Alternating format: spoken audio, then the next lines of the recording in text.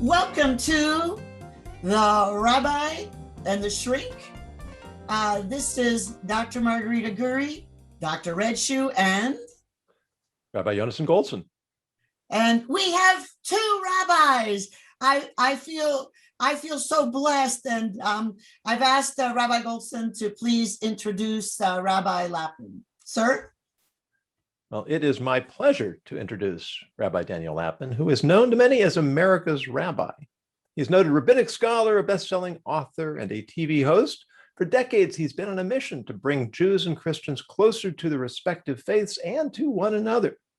As a descendant of a prominent multi-generational rabbinical family, together with his background in science and business, he has a unique approach to teach the universal relevance of ancient Jewish wisdom.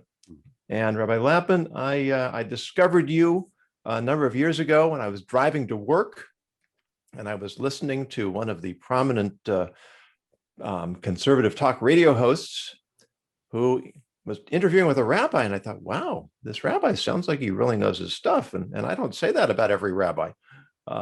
So I looked you up, and we have been in communication a number of times since then, and it's delightful to have you with us. And I'm going to let my co-host, Dr. Redshoe, who is the real brains of the outfit, No, I'm not. give you the first question.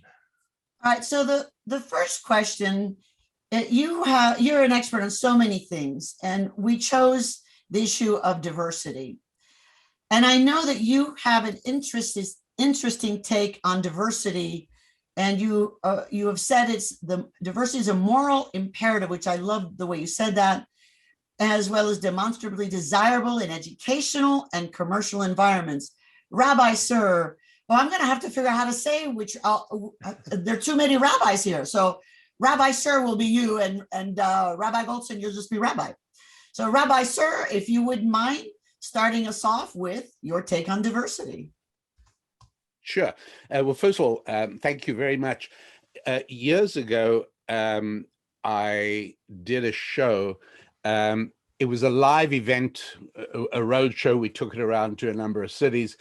It was called the Rabbi and the Jock. And it was Which me, were you, sir? along with, well, you'll know in a moment, along with Ken, the late, great Ken Hutchison, who was a linebacker for the Dallas Cowboys. He was an extremely large black man.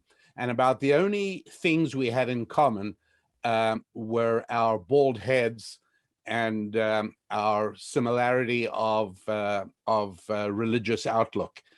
He was an evangelical Christian. I am an Orthodox Jew. And of course, the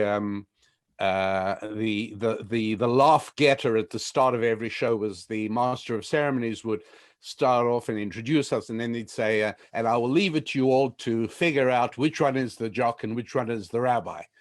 So I say here that although I know who the shrink is and I know who the rabbi is, those two fields are remarkably close to one another, are they not? Yes, they are. And I've always found it interesting that Sigmund Freud spent a great part of his life trying to rid himself of his rabbinic heritage. So much to be explored there. But if I interview you guys sometime, then that's the direction we'll go. But since it's the other way around, I'll follow the question you raised. And I'll just say, Rabbi Goldson, thank you so much for having me. And I'm sure it was your instigation to invite me, because the shrink, I think, would never have even have heard of me. However, I did hear of you from a Catholic priest. That right. But either way, and by the way, you were also on my list to invite. We each made a list of the top 10, and you. And I've been called an instigator before, so I'm used to it. Yeah. But anyway, no, I've been an enormous fan of your writing, Rabbi Goldson, for many, many years. You are very, very good at what you do, and I'm happy to be associated with you. Well, thank you. So that question is set up as a little bit of a paper tiger, because I do not believe that diversity is an advantage, and I do not believe it's demonstrable or provable that it is. And I don't believe that the word itself is even properly defined. It is one of the sacred idols of contemporary social and political life in the United States of America. It's one of the altars at which one is obliged to worship. And so I feel a little iconoclastic and just a little wicked at doing my best to utterly obliterate this particular idol. But first of all, I'm going to dismiss the skin as a complete non-starter. The idea that that my organization is improved because it involves and includes participants of different skin colors is primitive and tribalistic. I honestly thought I left that behind when I emigrated out of Africa a number of years ago. This is honestly the stuff of witch doctors. Now, the idea that different ideas obviously makes sense. I mean, brainstorming with my clone would be completely useless, because every time I came up with an idea, my clone would say, yeah, I thought of that as well. I know that. It's like telling jokes to your clone. He'll bounce in with a punchline every time you set up a great joke. So, of course, diversity of opinion, diversity of experience, but the notion that skin color automatically stands for culture and values is tragic if true, and much more likely to be complete and utter nonsense. And so, yes, if I'm brainstorming in my business and I'm trying to come up with a new marketing plan, if I'm working with a think tank and we're trying to, yeah, absolutely, people have different opinions regardless of their skin color. Very advantageous, because you want people who think of things that wouldn't occur to you, regardless of their gender and regardless of their skin color. None of those things play any role whatsoever. Those are purely physical characteristics, which don't interest me in the slightest. The only people they would interest are companies that try to sell swimsuits and hire models. A job for which I applied once and was declined, which I took as prima facie evidence that anti-Semitism is alive and well still in the country, and so I insist that for any organization in that shape, but a diversity of opinion and view is an advantage. However, for any membership organization, such as my family or my tennis club, or for that matter, my church or my synagogue, diversity of opinion is poison. It's absolutely toxic. I don't want different opinions regarding the values of life in my family. If my children grow up with a set of values entirely different from mine, I am an abject failure as a father. It was now independence of thought, in creativity, in outlook and ideas, but not in values. Values are paramount, and I see no advantage to diversity in values whatsoever. In my synagogue, right, I'm a member of an Orthodox Jewish synagogue. It would make absolutely no sense at all, and would certainly make me and most other people uncomfortable if every time there was a get-together, it devolved into an argument about values. The whole reason that we are a voluntary association along the lines foreseen by the founders of this country is precisely because we share certain outlooks and we share a system of values. We do not want to debate them afresh every time we get together. So I think that, in a nutshell, is my disparaging view of the current use of the term diversity. Now, Rabbi, I'd like to encourage you for the rest of this interview to not sugarcoat your opinions, but to really tell us what's on your mind. I'll try. When it comes, I like to use the term intellectual diversity. I spoke a few months ago at a online summit for diversity, equity, inclusion, and I was really quite surprised and pleasantly surprised how many of the Black speakers articulated that racism is not really an issue of black and white. And I actually cultivated the term rather than systemic racism, I was calling it systemic otherism, that we have a natural fear of a natural tension that arises when we encounter people who are different from us. Mm. And to your point that common values are critical for a community, it's really quite fascinating to me that in so many ways, and this really is a more universal principle, but in so many ways, we are caught in this tension between trying to find common ground, trying to establish common values, but at the same time, celebrating, recognizing the differences that can make us stronger. Partnerships are built on differences. Right? The good doctor and I were just talking before we went on how she has a particular skill set and a particular perspective that's very different from mine. And that's what provides a successful team. So how I understand the application of your point, which is very much my own, is that the arbitrary value of superficial differences can ultimately become very toxic. Whereas valuing individuals for their unique perspectives and their contribution to creating a broader range of understanding, of input, can be extremely productive and beneficial. Well, I think then my father had often said, I'm from Cuba, and my father was a Cuban Spaniard, had dual citizenship. And then we became American. And one of the things he was often confounded by was that Americans cared so much about skin color.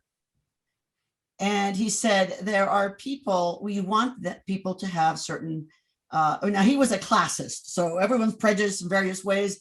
His things, they have good manners, you know how to think, you know how to talk. His whole thing was breeding, how you're brought up. Do you know how to disagree? Do you know how to express your opinion? Things like that. He said that he thought Americans missed the boat and missed a lot of talent pool. And then he thought they confused this idea of diversity by now having quotas and stuff to make up for the past, so that we're going to go for these superficial things and say, see, we're equal, or see, we fixed the problem. So address that issue, please, of my father thinking we missed the boat. And how do we get to a point where we can better value talents and education and individual ways of thinking about things that further any discussion? Please address that, Rabbi Sir. Doctor, I'd be happy to, although I start off with a certain inbuilt sense of respect for your father, whom I've obviously never met. Me too. But, sorry? Me too. Because, first of all, I'm an enormous fan of all things Cuban pre-Castro, like Cuban cigars, for instance, and there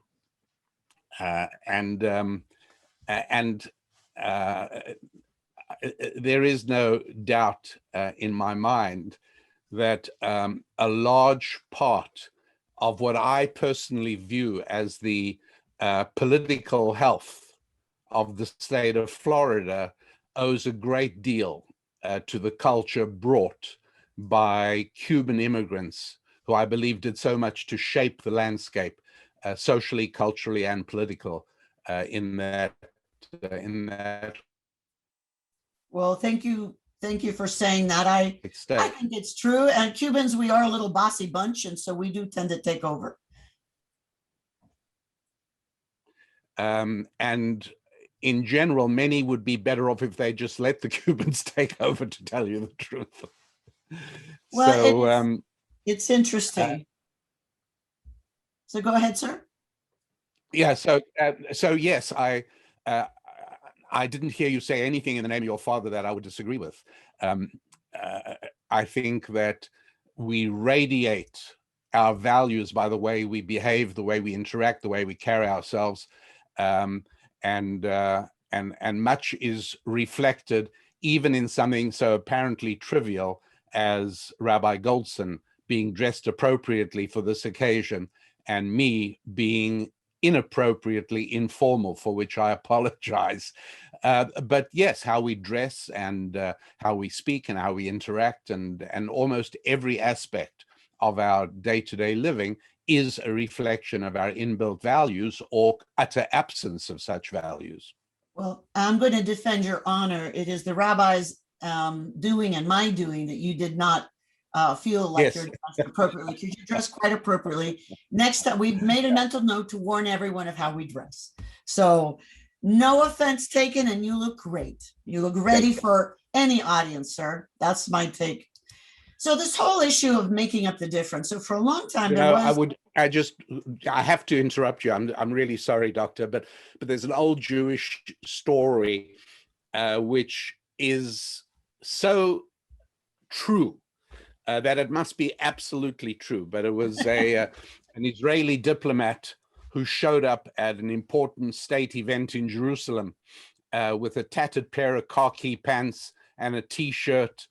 And the Prime Minister of Israel walked over to him and said, will you take yourself home immediately and come back when you're properly dressed? Who told you to come like this? And he said, I have the permission of the Queen of England to dress like this. And the Israeli Prime Minister said, excuse me, he said, don't you remember when you had me in London as part of our embassy staff over there? I attended a garden party at Buckingham Palace dressed just this way. And the Queen herself came over to me and said, Mr. Cohen, you can't dress like that here, but dress that way when you're back in Israel.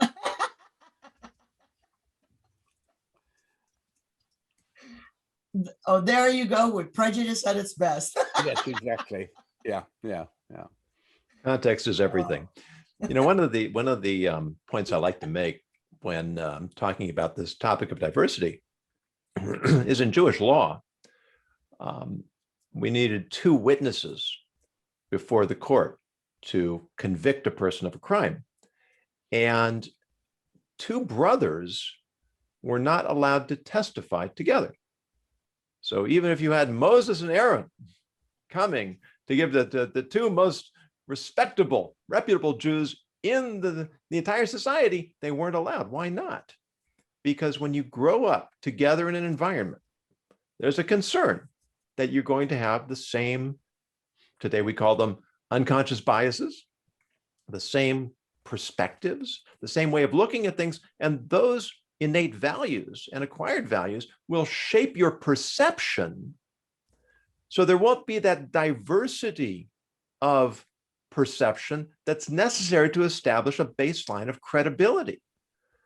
So we need to have people coming from different points of view to avoid the groupthink, to avoid those preconceptions, so that we can get a broader picture, because that's usually going to be more accurate.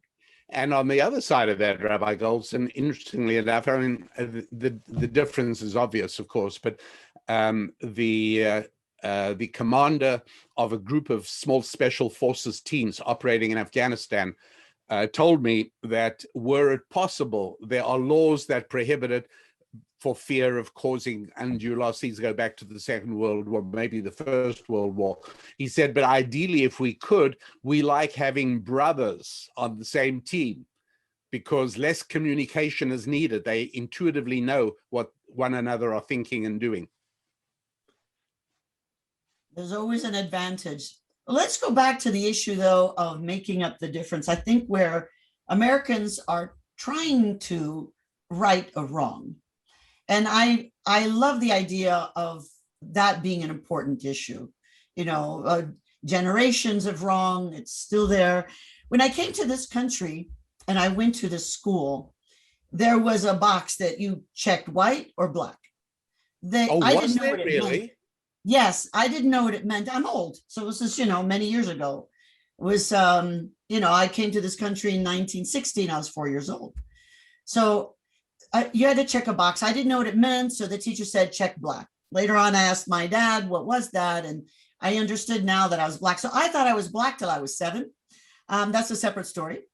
But I was treated like one of the black girls, which meant less. So we were sat in a certain place. We were treated a certain way. And the subtlety of being treated differently because of a perception of race or skin color. Now, I am not black, but I get really dark. I have olive skin. I get really dark and tan. And I think otherness is what they wanted to say. The usual and other, was maybe what they wanted. As Rabbi Goldson pointed out. He did. He pointed that out beautifully. Was your mother Spanish heritage also? Yeah, we're all 4 grandparents are from Spain. So everyone is, has the white skin. Some are slightly lighter than others. The good news is you can check off the Hispanic box, I think. I am Hispanic and Hispanic and Hispanic and Hispanic. All 4 quadrants of me are Hispanic. Well, it's like I'm African American. In fact, I might be the only authentic African American you're likely to talk to today.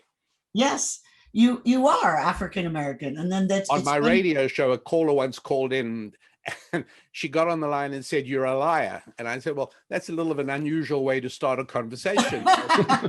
What do you mean? And I'm in my mind, I'm mentally cursing my call screener. And she said, "Well, I've heard you say on the radio many times that you're black, and I'm looking at you, you're as white as I am." And I said, all of a sudden it dawned on me. I said, "I've never said I'm black. I've often said I'm African American, which I actually am." So and Charlotte brings up an interesting point. She says, "Why is it important for you to note that you are not black, doctor?" The important part is that because some people thought of me as not black, I got to hear the background story of why they treated me and other people when we were black a certain way. So not being something or not being perceived as something gives you that perception. And inside scoop, I mean, they'll talk openly about why they're treating people a certain way. So that's the important part. I got both sides of the story. It doesn't really matter what my skin color is. It matters that I was privy to 2 different experiences, right? Absolutely. Yeah. And that's the important part. So back to that issue. So what is one to do if we're trying to make things right? If skin color was a source of great harsh treatment and unfairness, what is the role of fixing that in a diversity conversation? Sir, Rabbi, sir. Yeah, Doctor. No, I'm thinking of your question. It's now become a characteristic of intellectual discourse that there can be no cultural appropriation, either in externalities or even in ideas. And so it becomes highly questionable for a white person to give an opinion on Black society or Black culture, and presumably for a Jew to give an opinion on things that don't pertain. The whole thing is, again, tremendously primitive and tribalistic, and without any sense at all. But on the question of making it right, I'm answering without giving this the careful consideration that should be its due. Your questions are not simple, and so with the proviso that I could probably quite easily be argued out of this, I think I'd start off by saying that life isn't fair. That is a fundamental principle that I've learned from the Torah, which is that the classical biblical Hebrew language possesses no words for false concepts. And so I like to point out that there is no idea or word for retirement in biblical Hebrew. It doesn't exist because there is no point at which a person should withdraw from productive and creative life and go and play golf. And I'm happy to see from the bookcase in front of which you sit, Doctor, that retirement is not on your short timeline. No. So that's good. There is also no word for fair, so much so that that in Israel they actually don't have a Hebrew word for it, and so they have to come up with, my kids seem to have been born with this phrase, like they literally come out of the chute knowing the phrase, but that's not fair. No matter what my wife and I did, that's not fair. So it took a few years of careful education and acculturation for them to know that fairness is not a concept valid in the Lapin household. And so in Israel, little kids say, "Ze lo fair." The first part of it is Hebrew for "this is not," and then they have to fall back on the word fair. So there's certain things that are not fair. That's all there is to it. The fact that I am never going to be able to conduct a major orchestra and probably will never dance the lead on Swan Lake is kind of unfair. But I just wasn't given the talent for the first, or the body and talent for the second. There are a lot of things in life that aren't fair.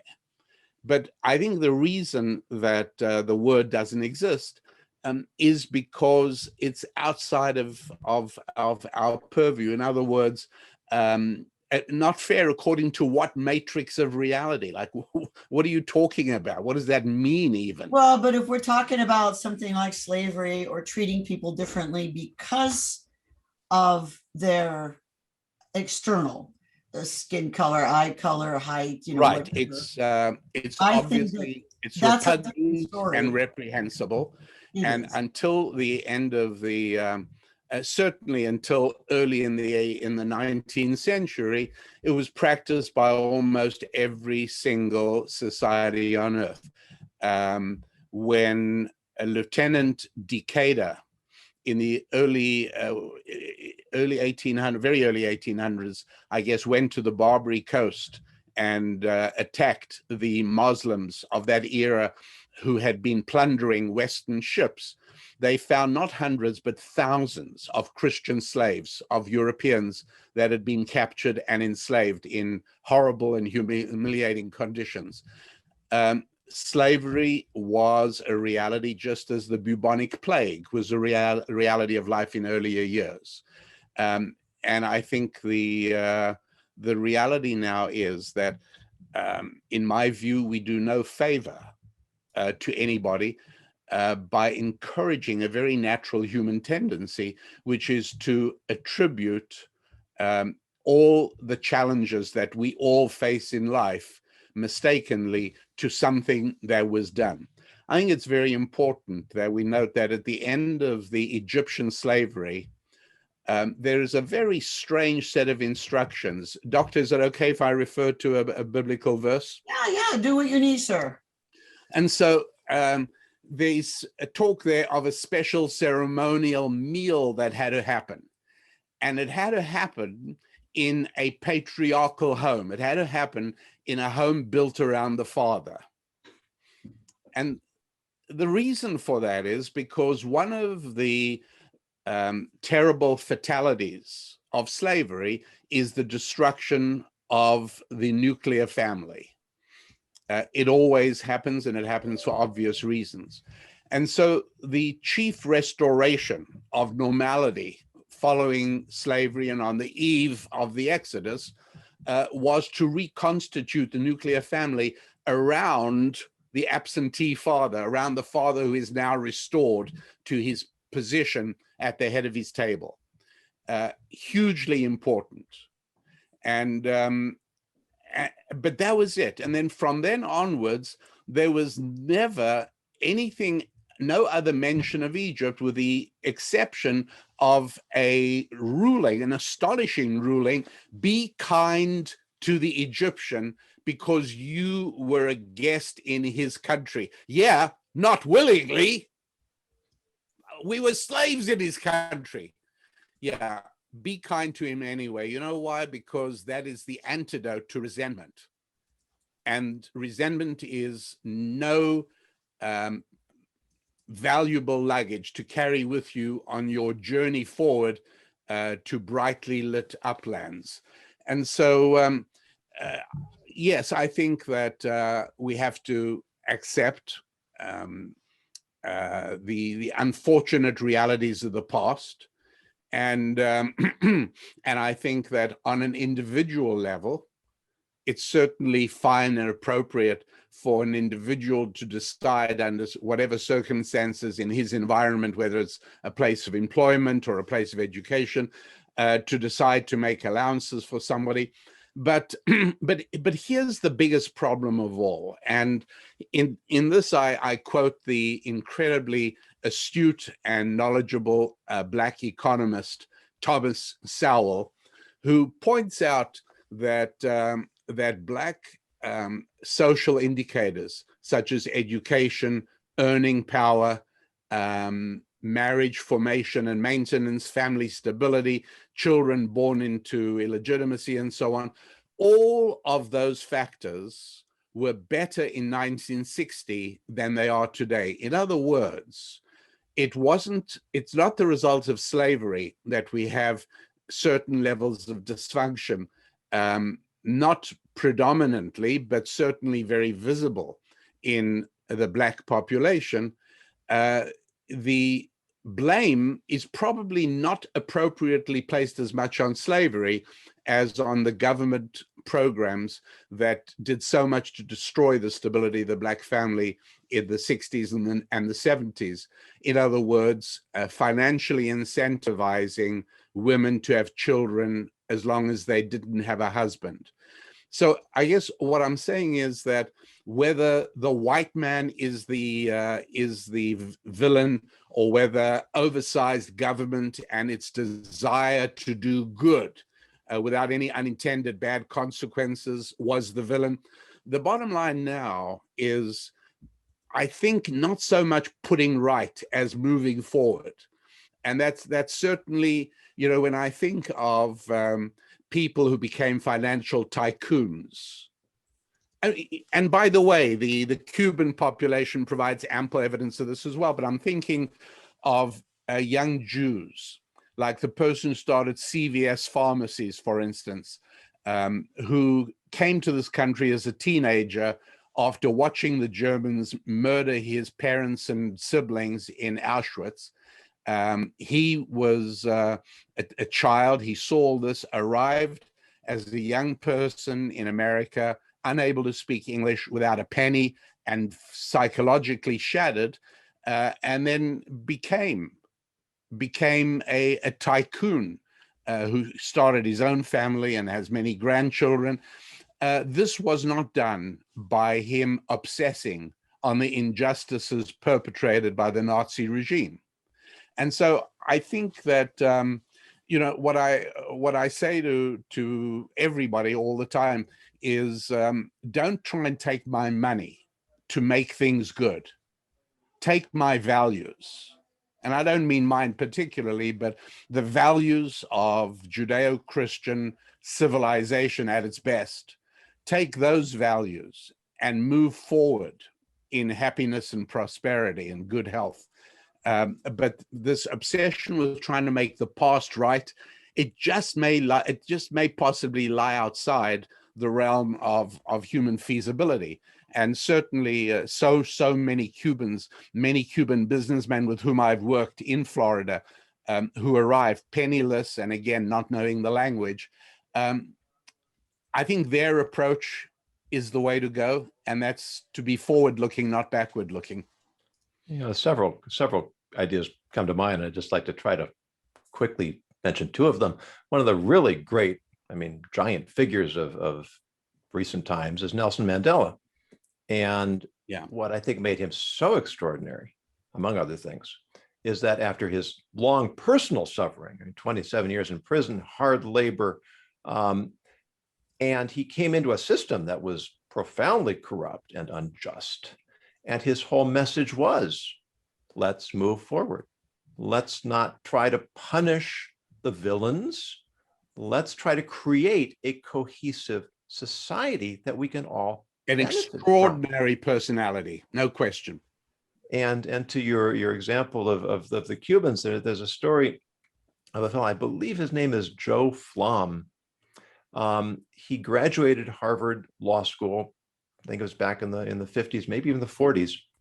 And as a Jew, he couldn't get a job with any of the prestigious law firms.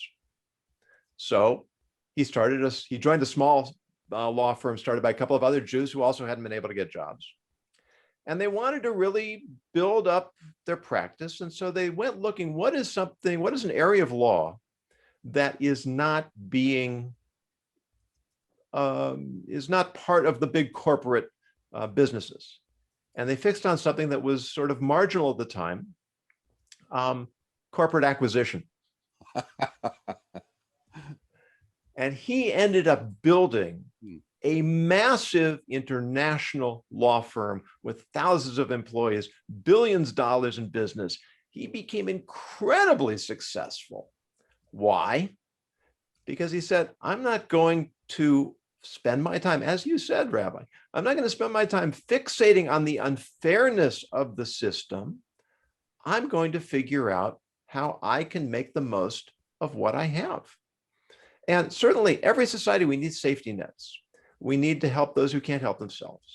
We have to have systems in place to help even the playing field, as long as it's not at the expense of people who really were not complicit in creating the unfairness to begin with. And as one of my modern heroes, Jonathan Haidt, says, when you emphasize differences too much, you end up perpetuating discord and creating tribalism and preventing the kind of success that we all need in order for all of us to benefit together. No, it's exactly right. And interestingly enough, in Hebrew, the word for blood shares the same etymological root as the word for to resemble, dam domeh. And the idea is that at the blood level, we're all the same. We're all people. And I think that is interestingly reflected by the fact that blood is actually fungible. I mean, nobody asks if you're black or white or male or female or Scandinavian or African when you give blood or when you need blood. We're all the same when it comes to blood. It's in the area of the intellect, it's in the area of the spirit, it's in the area of values that we express our uniqueness and our specialness. So yeah, I think you're exactly right on that. So going on I notice we're running out of time. So going on the theme of moving forward, Rabbi Sir, and then you, Rabbi, what is a good way to move forward? Give us 1, 2, or 3 action steps, including thoughts that might be an action step, for anyone who wants to have great input into a great society. I think Samuel Johnson had it right, which is that it's not so much a case of having input into the society, but it's actually a case of, I think Aldous Huxley said it as well, you got to take care of yourself. Don't try and change the world. Try and change you. Because you don't have the ability to change the world. It's grandiose and presumptuous. It's not going to happen. Are there occasionally rare and unusual people who did change the world? Of course. But for most of us, as Samuel Johnson said, never is a man more innocently employed than when trying to further his own interests. And nothing could be truer, I get terrified when I hear recent university graduates say that they want to go into government to give back. every person who goes into government is just another 10 fingers in my wallet, to be honest. And doing, the idea that that's giving back, when government employees are literally the highest paid people in society today, with the most lavish and generous supportive packages. But people do it all the time. I want to go into government. And I strongly discourage that. I tell recent graduates, go into business, because government can take money from people by force. Businesses can only get money from people by offering something that people regard as of greater value than the money they're paying. Otherwise, they wouldn't buy the product or the service. And so I think, what I teach my children is nothing is anybody else's fault. The name of the one individual who has done and will do more than anybody else to hurt you is the name on your driver's license. You are your own worst enemy. Now try and conquer that.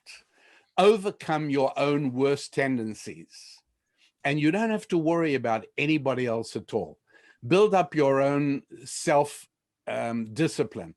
Build up your self-awareness. Build up your own sense of personal vision and destiny. That's all you have to do. Don't look to others, not for negativity or for positivity. Just focus on becoming everything you can become. And it's irrelevant what the obstacles are, because we all have them. We all have obstacles. It's just that skin color has emerged as so loud at the moment that it drowns out all others. And I'm quite sure that young blacks, not only here, but also in Europe, in Scandinavia, in the United Kingdom, I know that young blacks grow up young, believing that white people jump out of bed every morning with a smile on their face. It's not true. Everybody has baggage. Everybody has challenges. Everybody has problems. And the answer is to not blame anybody else, only look at yourself and go as far as you possibly can. I know it sounds trite, but it isn't easy, but it is true. I think absolutely. And I'll echo the same point, but you remind me of a story from college. I was working as a peer counselor, and there's a fellow I worked with. He was a wonderful fellow. I mean, he really one of the bright, cheerful, upbeat, just unassuming, wonderful personality. And his plan for life was to go to India and to be one of the poor, so that he would make way for someone else to take his place among the successful. Well, one day I noticed that he didn't seem his chipper self, and it seemed to go on for a little while. It just so happened I had a conversation with another one of our counselors who told me what I believe was the reason for his sort of fallen face, as we say. He had expressed to her this plan of his, and she said to him, you're going about it exactly backwards. Because if you put yourself among the downtrodden, what you've done is you've created more downtrodden. She said, my plan is to be as successful as I can be, to move out of the middle class, which will allow others space to move into the middle class. And apparently she made this case so compelling that he reconsidered his whole plan, and that's why he was going through this bit of angst. Yeah. But in Judaism, as you well know, we have this concept called tikkun olam, which translates as repair the world. And it is very commonly misinterpreted and misconstrued, as George Carlin would say, save the whales, save the snails, save the trees, save the bees. I mean, that's all fine. But what it really means is, I am a world, and I'm the world I'm responsible for. and saving, repairing the world, saving me, that is how I make the greatest contribution to saving the world that I live in. Yes. Because as you said, ultimately, that's the only thing I do have control over. And part of that may be volunteering for Habitat for Humanity and being a social justice warrior. But it really is the question. It's like love your fellow as yourself. It starts with you. It starts with me. First, I have to love me, and then I can love you. First, I have to make my bed, and then I can go make the world a cleaner place. First, I have to take responsibility for being the best person I'm capable of being. And that is how I make the greatest contribution to the world I live in. Yeah. And that's important point. That's it. Sue has a comment. She says it's absolutely the best session that she's attended. Thank you. And she thanks you, Rabbi Lapin, as well. Thank you very much. I appreciate it. And then she says, I love people that are willing to put a real stake in the ground and defend it, not just tiptoeing around, afraid of offending anyone. Love it. Well, thank you. I appreciate it. It's not often one has the opportunity to engage in this kind of conversation. So I thank you for the opportunity. Well, good. That guarantees you'll come back for the other two topics that we can talk about, right? I hope so. We just love having you on. I think these are difficult issues to grapple with, but I'll come down to when I thought it was unfair when I was this little Cuban girl and getting hit with rocks and stuff for being Cuban. And my father would clean me up and whatever. And then he would say, now what's your plan? And as I got older, the plan got more and more complicated, but I veered into, I was going to change the world. I was going to fix people. And he would laugh and smoke a cigar. He said, tell me how that's going to work. And he says, you know, the best way to fix people is to start with yourself and then be kind to people. Give people an opportunity to be their best by not letting them say things that that are ridiculous. He didn't say it that way. He was more well-spoken than that. But his whole thing is mind yourself. And that's what you're saying. You know, look at yourself, be the best you can be. And it's so much easier for me to work on you guys. Yes, You know? That's a really good point. Two white rabbis, good on diversity. Let me attack you guys, and then I don't have to face my contribution to it, right? And I think it's easier to come on attack rather than really have a conversation about diversity. So one comment I'm going to make about diversity is I often work with groups who want to be creative, whether they're designing cars or coming up with marketing plans or how to get more members in a membership organization. And the biggest mistake many of them make is they put people in the committee that all think alike. So if you want members that all think alike, then maybe that's a good thing. But if you want to increase the diversity of your membership, if it's one of those kinds of groups, yes, then get people who you hate the way they talk and you don't want to listen to them. absolutely. As long as they know how to talk kindly and softly and productively. Yeah. I think people sometimes have disruptors for the sake of disruptors in a group. That's not productive. It's productive for me because I get called and I appreciate that. That's more business for me. Yeah, but having people who disagree with you in a thoughtful, polite, productive way, I think that's one of the keys to intellectual and opinion diversity that both of you rabbis were addressing. So and that brings us to the word of the day.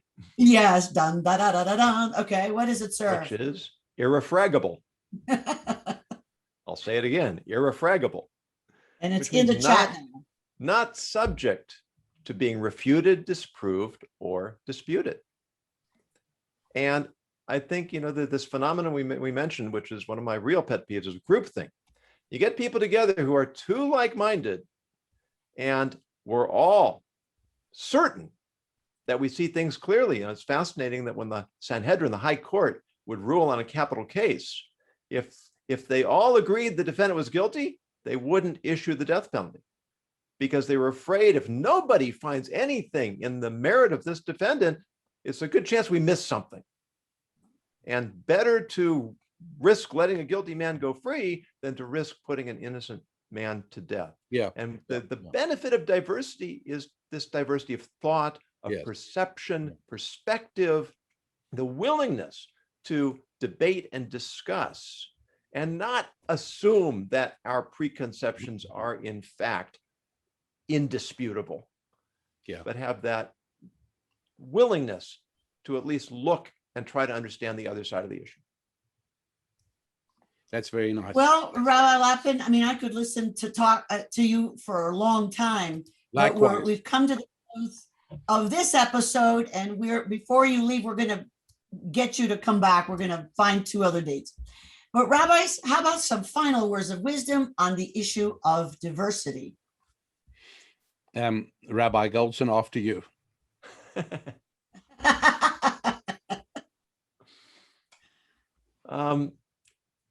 Well, I just want to reiterate the point I already made, because I think it needs reiteration. We have this expression that the whole is greater than the sum of the parts. If you have a symphony orchestra, you don't want all violins playing all the same notes. It will resemble music, but the word shalom in Hebrew, which is often translated as peace, I believe is more accurately translated as harmony. It's when all the different parts fit together and work in concert with one another. That's what diversity is all about, is we're all supporting one another. If the violin decides he wants to play the oboe's part, it's not going to work. And if you try to get everybody to play the same notes, it's not going to work. It is the differences that create real music, that create real harmony, that create real peace and true beauty. That is what we want in our lives. Yeah, well said. Is that your last word? Oh, me too. I thought we'd all ride along on your insight. Oh no, I would just say diversity is valuable provided 2 conditions are met. One is we're talking about intellectual diversity, not diversity of skin color, which is primitive and tribalistic.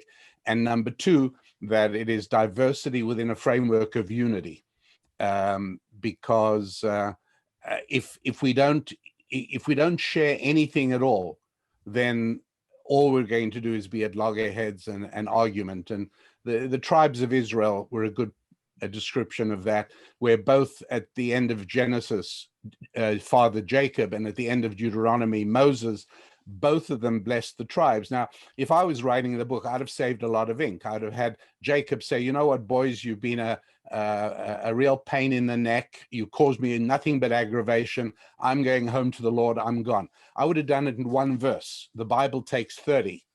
And with Moses, I would have said, the last 40 years have been hell. You people are really, I've had you up to here. Joshua can handle you now. God bless, I'm going home to the Lord. And again, instead of that, Moses gives, 30 verses, each separate individual tribe. And what we find is that Jacob's 12 sons, Moses' 12 tribes could not have been more different, diversity personified. And yet it was always within the framework of a particular divine spiritual heritage. So diversity with unity, I think, would be my slogan, not diversity by itself, but diversity within a framework of unity. And I think it's true in this country as well. We speak about diversity. If we all agreed on the fundamental exceptionalism and goodness of the United States of America, and then we said, but we have different views of how to carry forward and improve, that would be one thing. But since this country is made up of people who do not agree on that fundamental premise, we're simply no longer one nation under God. So, it's I'm somewhat pessimistic, I'm sorry to say. Well, I'm not. I think we can keep at it. I'm not sure that we're ever going to get it right, but I'm not sure that's the goal. I think the goal is to realize that we're human and flawed, and to keep learning from ourselves and from others, and to find better ways to find the pressing problems of reality. Sounds good. Hoist the banner. I'll join your team. All right. Well, we need a logo, and then we're good. All right. Well done, Doctor. I'm not a pessimist.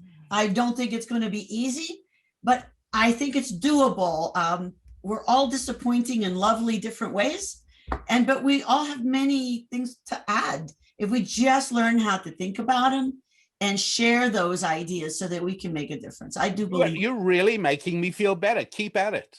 Well, good. Then I'll make you flan. All right. No extra charge. Flan will make you feel better. I mean, really, Yeah. It's all about the kosher. dessert. Yeah. Can you make it kosher? Yes, I can actually. I'm sure. I have the kosher recipes for many of the Cuban recipes.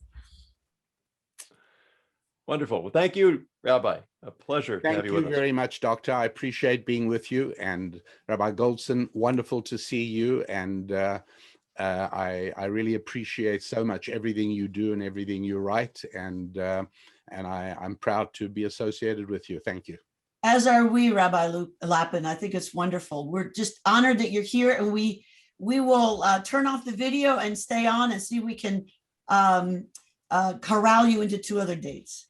Thank you, everybody. We'll see you next Tuesday for the Rabbi and the Shrink, and can't wait to see you all again. Thank you.